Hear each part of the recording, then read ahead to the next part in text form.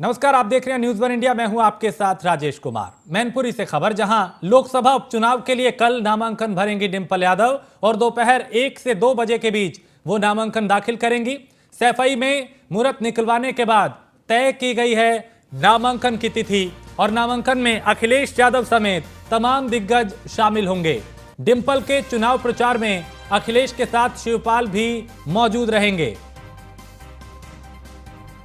तो नामांकन में अखिलेश यादव समेत कई दिग्गज समाजवादी पार्टी के शामिल होंगे। तो डिंपल के चुनाव प्रचार में अखिलेश के साथ शिवपाल भी मौजूद रहेंगे और समाजवादी पार्टी के जिला अध्यक्ष आलोक शाक्या ने यह जानकारी दी है। और परिवार में कोई कलह नहीं है, परिवार एक है, ऐसा दावा किया जा रहा है। मैनपुरी लोकसभा उपचुनाव के लिए चूंकि समाजवादी पार्टी अपने पत्ते खोल चुकी है, डिंपल यादव को यहां से उम्मीदवार बनाया है, लेकिन बीजेपी की तरफ से अभी भी सस्पेंस बरकरार है। तो सैफई में मुहूर्त निकलवाने के बाद यह नामांकन की तिथि तय की गई है और नामांकन में अखिलेश यादव के साथ साथ समाजवादी पार्टी के कई दिग्गज भी शामिल होंगे। डिंपल के चुनाव प्रचार में अखिलेश के साथ शिवपाल भी मौजूद रहेंगे। तो मुलायम सिंह यादव के निधन के बाद यह सीट खाली हुई जहां पे उपचुनाव होना है और उपचुनाव को लेकर समाजवादी पार्टी ने डिंपल यादव के नाम पे मोहर लगाई। मुलायम सिंह की विरासत को डिंपल यादव के कंधों पे आगे बढ़ाने की जिम्मेदारी होगी उन पे, और अब उन्हें टक्कर देने के लिए बीजेपी किसे चुनावी मैदान में उतारेगी, इसको लेकर भी मंथन किया जा रहा है।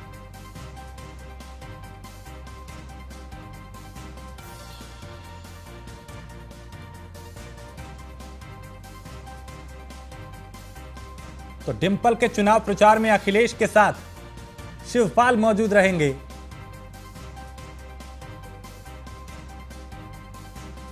और समाजवादी पार्टी के जिला अध्यक्ष आलोक शाक्या ने यह जानकारी दी है।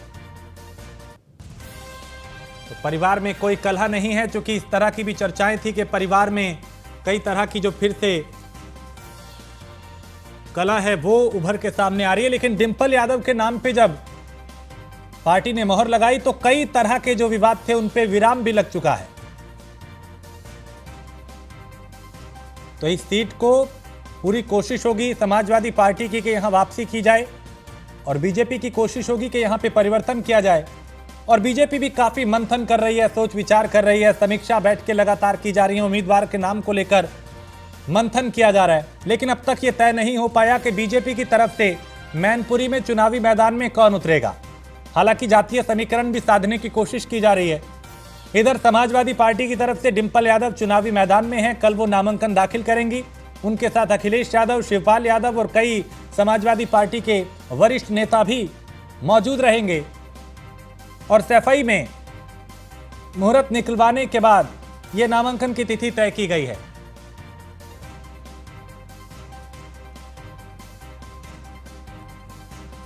तो डिंपल के चुनाव प्रचार में अखिलेश के साथ साथ शिवपाल भी मौजूद रहेंगे। तो हमारे साथ लखनऊ से मनीष मिश्रा हमारे संवाददाता और नदीम सिद्दीकी मैनपुरी से हमारे संवाददाता हमारे साथ जुड़ चुके हैं।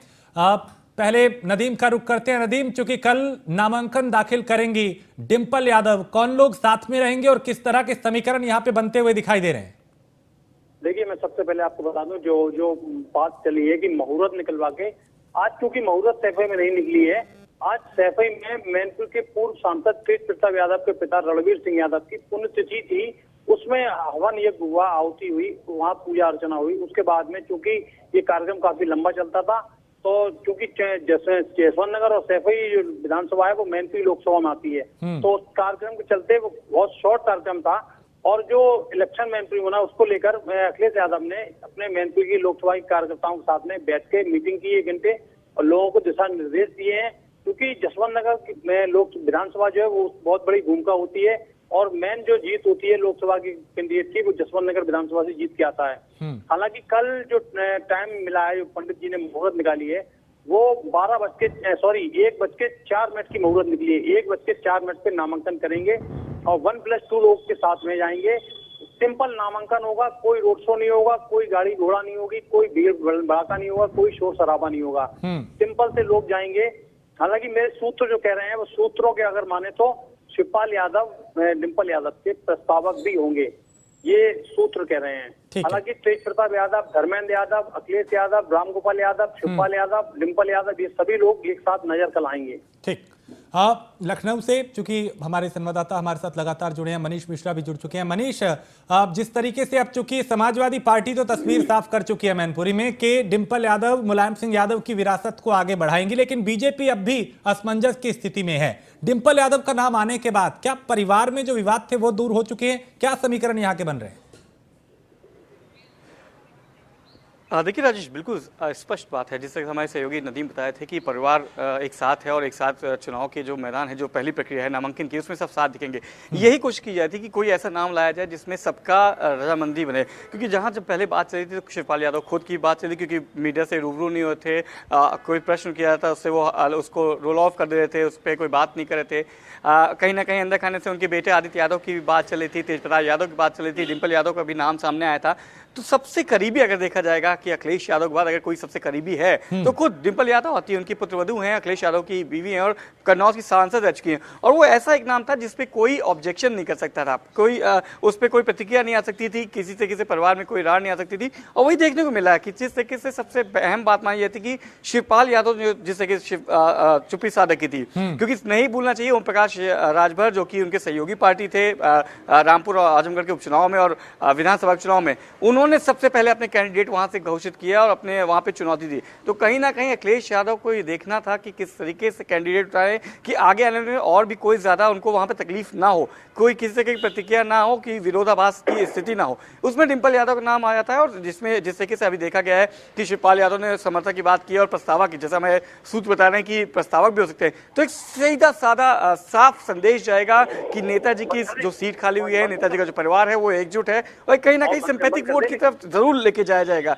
जब उनके बेटे अखिलेश यादव, उनके भाई शिवपाल यादव, धर्मेंद्र यादव, रामगोपाल यादव, तेज प्रताप यादव खुद प्रचार करेंगे, तो वहां जब आप सीट में आप जाएंगे और वोटरों से अपील करेंगे तो कहीं ना कहीं नेताजी का नाम आएगा, जिक्र आएगा उनकी, क्योंकि सीट रही है, कई बार वहां से सांसद रहे हैं, तो कहीं ना कहीं एक सिंपैथिक वोट की अपील की जाएगी। सबसे बड़ा ट्रम्प कार्ड अब देखना है कि भारतीय जनता पार्टी क्या करती है, क्योंकि भारतीय जनता पार्टी के लिए ये फिर से मौका होगा जहां उन्होंने रामपुर और आजमगढ़ का जो उपचुनाव जीते थे, कहीं ना कहीं उसको दोहराने की कोशिश की जाएगी, क्योंकि गढ़ माना जाता है। मैनपुरी और रामपुर की हम फिर से बात करें तो गढ़ माना जाता है। साथ ही साथ जो खतौलिक सीट है उसको बचाने की भी चुनौती होगी, उसको रिटेन करने की चुनौती होगी। साथ ही अखिलेश यादव के ऊपर यह होगा कि जो उनके ऊपर थप्पे लगे थे, जो उनके ऊपर लगाया गया था, आरोप लगाया गया था कि आजमगढ़ और रामपुर के चुनाव में वो निकले नहीं थी, जिसकी वजह से समाजवादी पार्टी हार गई थी। आजमगढ़ से अखिलेश यादव अपनी खुद सीट हारे थे और रामपुर से आजम खां अपनी सीट हार गए थे। तो अखिलेश यादव के इस चुनाव में निकलते हैं तो यकीनन मैनपुरी की स्थिति समाजवादी पार्टी के लिए ज्यादा मजबूत नजर आती है। अगर अभी की स्थिति देखेंगे, कैंडिडेट अभी बीजेपी ने घोषित नहीं किया है, वहां पे जाति समीकरण भी देखा जाता है, शाक के नामों पे चर्चा चली है। 3 कैंडिडेट हैं जो शाक हैं, क्योंकि शाक बहुल क्षेत्र माना जाता है। और जिस तरह से हमें सहयोगी नदीम बताते हैं कि जसवंत नगर का बहुत ज्यादा इंपैक्ट रहता है मैनपुरी लोकसभा चुनाव में। तो जसवंत नगर से अगर जिस जगह शिवपाल यादव का गढ़ माना जाता है, शिवपाल यादव की वहां पे पकड़ बहुत मजबूत मानी जाती है, मौजूदा समय में वहां से विधायक भी हैं, और अगर वो आते हैं प्रचार प्रसार करते हैं तो यकीनन अगर आप अभी की सिचुएशन देखेंगे तो विन विन सिचुएशन कहेंगे, प्लस पॉइंट आपको समाजवादी पार्टी की तरफ ज्यादा झुकाव दिखेगा। सबसे बड़ी चीज है कि एक तो आप सिंपैथिक वोट के लिए जाते हैं, सपा के संरक्षण और मुलायम सिंह के निधन के बाद ये सीट खाली हुई है, उनकी पुत्रवधू वहां से लड़ेंगी, जरूर अपील की जाएगी, पर देखना होगा कि अखिलेश यादव कैसे बढ़ चढ़ के हिस्सा लेते हैं, किस तरीके से अपील करते हैं, ये जरूर देखने वाली बात होगी राजेश। और चुनाव जो है उपचुनाव है, पर उत्तर प्रदेश की राजनीति में चाहे चुनाव हो चाहे उपचुनाव हो, चाहे छोटा सा चुनाव, बड़ा दिलचस्प होता है, क्योंकि यहाँ की जो राजनीतिक पार्टी हैं उनका जो समीकरण होता है, वो चाहे जाति समीकरण हो चाहे क्षेत्रीय समीकरण, देखते ही बनता है। और इस बार का ये चुनाव भी मैनपुरी हो, खतौली हो, रामपुर, एक बार फिर से दोनों पार्टियों के लिए प्रतिष्ठा के दांव पे लगी हुई है। जी ठीक है। नदीम, यहाँ पे सबसे अहम बात यह है कि समाजवादी पार्टी ने तो ये तय कर दिया कि डिंपल यादव यहाँ से चुनावी मैदान में होंगी, लेकिन बीजेपी अब तक ये तय नहीं कर पाई है कि वो यहाँ पे किसे उतारे। इसकी बड़ी वजह क्या है और क्या यहाँ पे सबसे बड़ा फैक्टर बनने वाला है इस चुनाव में? देखिए, मुलायम सिंह यादव का जो नाता है वो किसी एक व्यक्ति विशेष से नहीं है। मुलायम सिंह यादव का संबंध और जो ताल्लुकात थे वो भारतीय जनता पार्टी में भी बहुत शीर्ष नेतृत्व के लोगों से बहुत मजबूत और बहुत अच्छे थे।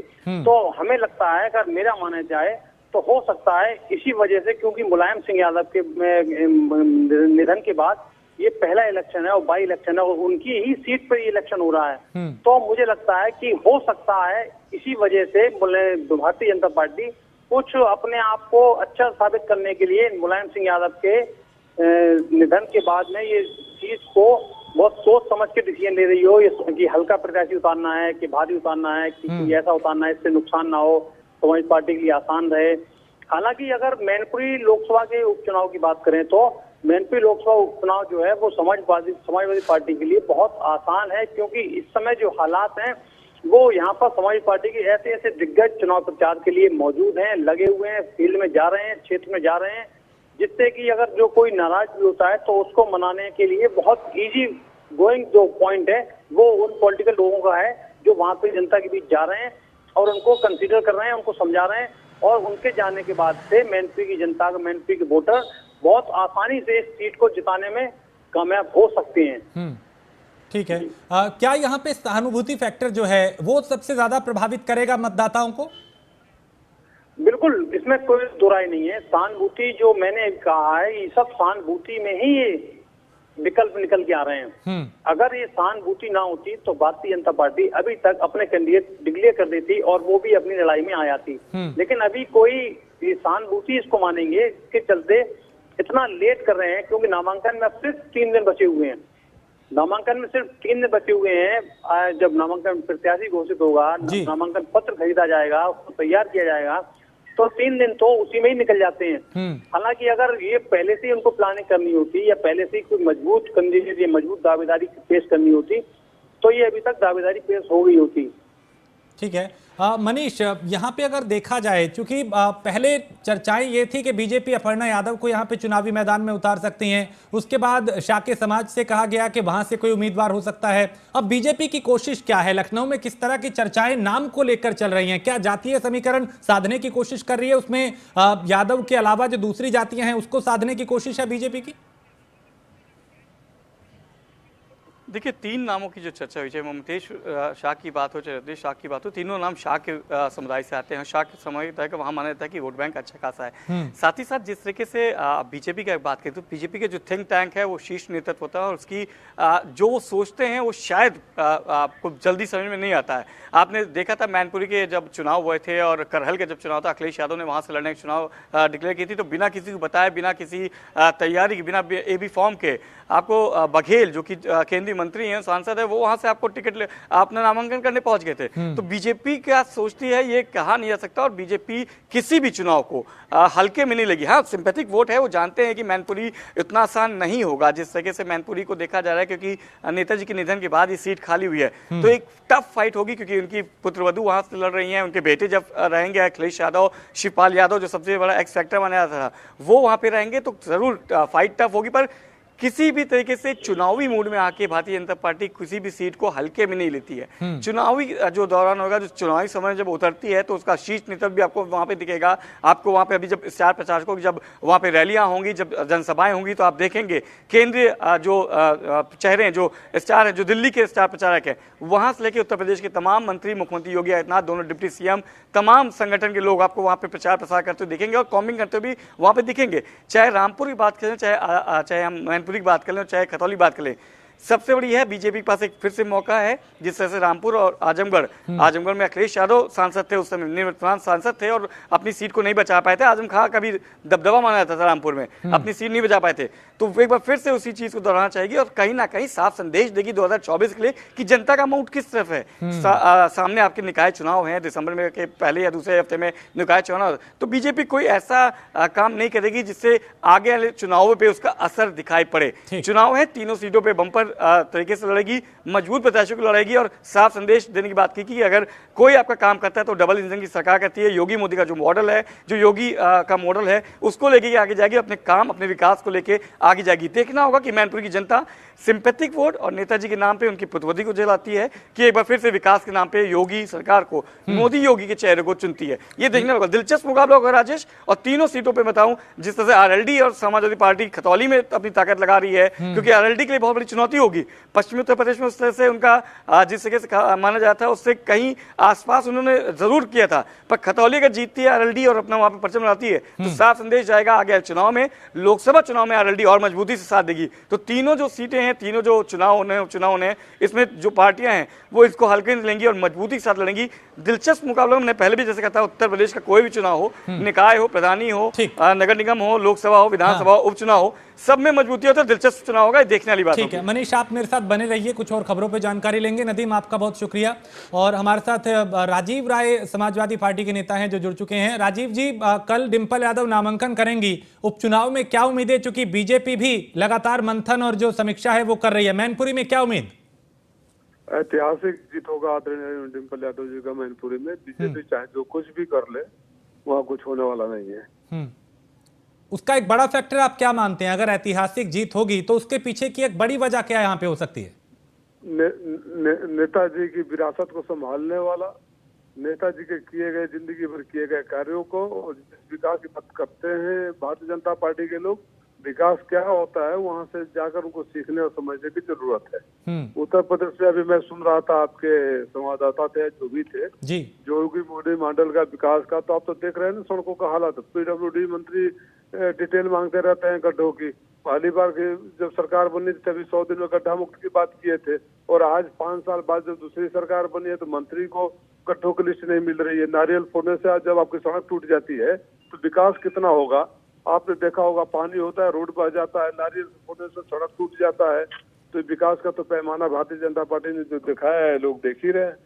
लेकिन राजीव जी, चूंकि उपचुनाव में जो पहले भी समाजवादी पार्टी के गढ़ रहे हैं वहां बीजेपी ने वहां पे सेंधमारी की है, चाहे रामपुर की बात हो, चाहे दूसरी जगह आजमगढ़ की बात हो। क्या आप यहाँ पे भी अति आत्मविश्वास में हैं या आपको लगता है कि नहीं, यहाँ पे समाजवादी पार्टी ही वापसी करेगी? रामपुर में शासन प्रशासन वोट नहीं डालने दिए, ये वीडियो तमाम आप लोगों के सामने है। और चुनाव आयोग अंधा बहरा गूंगा बनकर बैठा हुआ था, और लोग उन 2 जगहों से, आजमगढ़ और रामपुर में जो शासन प्रशासन ने, चुनाव आयोग ने खेल खेला, उसे सचेत है, सजग है। इस बार उनके किसी भी खेल के खिलाफ वो तोड़ जवाब दिया जाएगा। आप चलिए, बहुत शुक्रिया राजीव जी न्यूज़ 1 इंडिया से बात करने के लिए। तो समाजवादी पार्टी ये दावा कर रही है कि यहाँ पे ऐतिहासिक जीत होगी डिंपल यादव की। उधर बीजेपी जो है अब भी असमंजस की स्थिति में है कि यहाँ पे किस उम्मीदवार को चुनावी मैदान में उतारा जाए। तो उपचुनाव के प्रत्याशियों की लिस्ट आज शीर्ष नेतृत्व को भारतीय जनता पार्टी जो है वो भेजेगी। और शनिवार को सीएम योगी के आवास पे बीजेपी कोर कमेटी की बैठक भी हुई थी। बैठक में उपचुनाव के उम्मीदवारों के नाम को लेकर मंथन हुआ था। बैठक में हर सीट के 3-3 नाम की सूची तैयार की गई है। और मैनपुरी लोकसभा के लिए मतेश शाके, रघुराज शाके, इसके अलावा प्रेमपाल शाके, प्रदीप कुमार का नाम भेज सकती है बीजेपी, जबकि रामपुर सीट के लिए आकाश सक्सेना, अजय गुप्ता और भारत भूषण गुप्ता का नाम बीजेपी ने तैयार किया है। खतौली सीट की बात करें तो यहाँ से रुपेंद्र सैनी, सुधीर सैनी, प्रदीप सैनी और राजकुमारी सैनी के नाम बीजेपी भेज सकती है। बीजेपी सीईसी 1-2 दिनों में तीनों सीटों पे उम्मीदवारों के नाम पे मोहर लगा देगी। ज्यादा जानकारी मनीष देंगे जो लगातार लखनऊ से चुनाव पे नजर बनाए हुए हैं। मनीष, चूंकि अब भारतीय जनता पार्टी जो है वो अब तक थोड़ा पीछे रह गई है उम्मीदवारों को लेकर, किन नामों पे मोहर लग सकती है? इन तीनों सीटों का समीकरण क्या बनता दिखाई दे रहा है?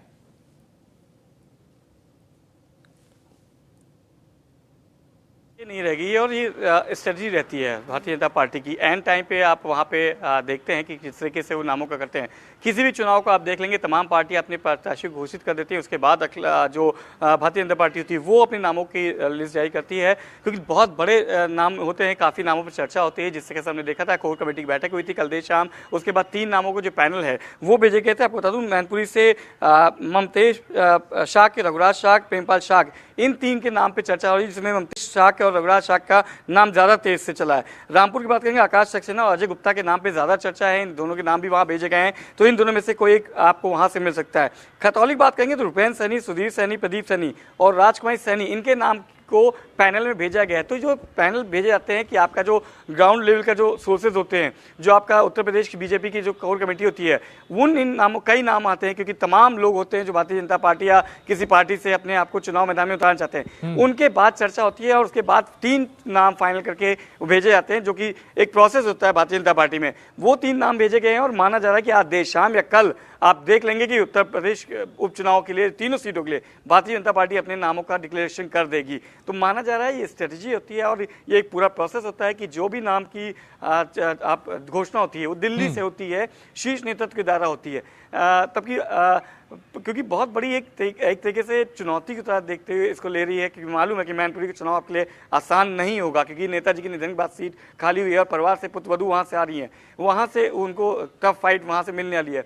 रामपुर का भी इलेक्शन हमने देखा था कि जिस तरीके से रामपुर का इलेक्शन हुआ था, एक टफ फाइट मिली थी वहाँ से भी। आजम खां की सीट खाली हुई है, आजम खां एक बार फिर से, क्योंकि उनके जो सहयोगी हैं और जो उनके शुभचिंतक हैं वो कहीं ना कहीं उनको सपोर्ट करते हुए मिलेंगे, उनमें कौन सा चेहरा आता है। खतौली सीट सबसे ज़्यादा इंपॉर्टेंट रहेगी, क्योंकि आपकी विनिंग सीट है, आप उसको कैसे रिटेन करेंगे ये आपके लिए चुनौती होगी, क्योंकि वहाँ पे आरएलडी और समाजवादी पार्टी एक साथ मिलकर आ रही है और आरएलडी को वहाँ से टिकट दिया गया है। तो इसके लिए आपको पूरी तैयारी करनी होगी और नामों पे चर्चा करनी होती है, नाम का डिसीजन लेना होता है, क्योंकि पैनल होते हैं, पैनल वाइज ये नाम डिस्कस होते हैं और नाम की जो लिस्ट होती है वो भेजी जाती है, जो कि कल देर शाम भेज दी गई है। और माना जा रहा है कि आज देर शाम से लेकर कल तक आपको जो भारतीय जनता पार्टी के 3 उपचुनाव के लिए सीटों पर जो उपचुनाव होने हैं उनके नामों की आपको लिस्ट बहुत जल्दी प्राप्त हो जाएगी। राजेश, बहुत शुक्रिया मनीष इस तमाम जानकारी के लिए। तो उत्तर प्रदेश में जो कि उपचुनाव को लेकर तीनों सीटों पर मंथन लगातार जारी है, समाजवादी पार्टी और भारतीय जनता पार्टी में जो टक्कर है वो देखी जा रही है। बीजेपी भी अब उम्मीदवारों के नाम पे आज शाम तक खुलासा कर सकती है।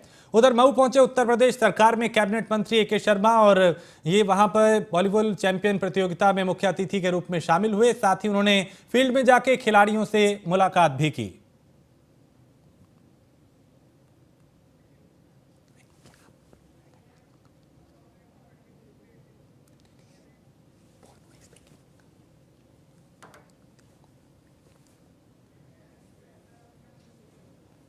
तो वॉलीबॉल चैंपियन प्रतियोगिता में ए.के. शर्मा पहुंचे और यहां पे वो खिलाड़ियों से बात करते नजर आए, उनके बीच गए मैदान में, उनसे बात की, उनसे जाना कि उन्हें किसी तरह की कोई असुविधा तो नहीं है, सुविधाएं सरकार की तरफ से जो दी जा रही हैं क्या वो उन तक पहुंच रही हैं, क्योंकि सरकार का फोकस रहा है युवाओं को कैसे आगे बढ़ाया जाए, खेलों को कैसे आगे बढ़ाया जाए, और इसको लेकर लगातार कई कदम भी सरकार की तरफ से उठाए गए। तो कैबिनेट मंत्री ए.के. शर्मा मऊ पहुंचे और यहाँ पे वॉलीबॉल चैंपियनशिप जो प्रतियोगिता है उसमें वो शामिल हुए।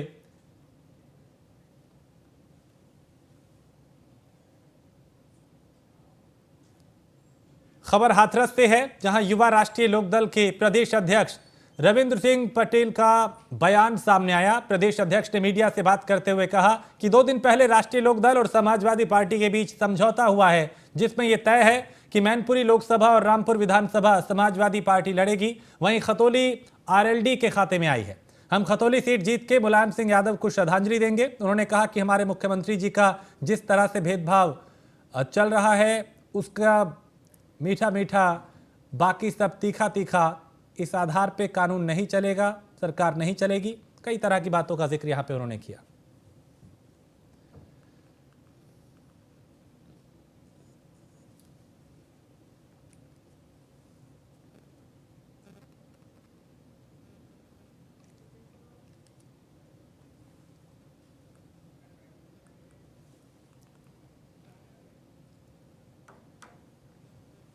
और इसी के साथ इस बुलेटिन में फिलहाल इतना ही। देश प्रदेश की बाकी खबरों के लिए आप देखते रहिए न्यूज़ 1 इंडिया।